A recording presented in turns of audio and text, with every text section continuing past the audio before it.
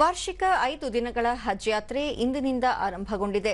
Saudi ಅರೇಬಿಯಾಕ್ಕೆ ತೆರಳಿರುವ ಯಾತ್ರಾರ್ಥಿಗಳ ಸುರಕ್ಷತೆ ಮತ್ತು ಸೌಲಭ್ಯ ಕಲ್ಪಿಸುವ ನಿಟ್ಟಿನಲ್ಲಿ ಭಾರತೀಯ ಅಧಿಕಾರಿಗಳು ಸೌದಿ ಆಡಳಿತದೊಂದಿಗೆ ನಿರಂತರ ಸಂಪರ್ಕದಲ್ಲಿದ್ದಾರೆ.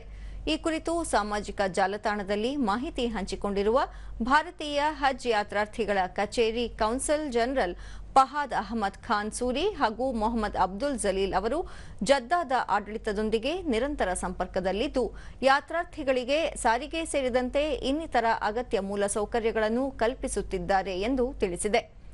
ಭಾರತ ಸೇರಿದಂತೆ ಪ್ರಪಂಚದಾದ್ಯಂತ ಲಕ್ಷಾಂತರ ಮುಸ್ಲಿಂ ಬಾಂಧವರು ಪವಿತ್ರ ನಗರವಾದ ಮೆಕ್ಕಾದಿಂದ ಸೌದಿ ಅರೇಬಿಯಾದ ಮೀನಾದಲ್ಲಿ ಸೇರಲು ತಮ್ಮ ಪ್ರಯಾಣ ಪ್ರಾರಂಭಿಸಿದ್ದಾರೆ.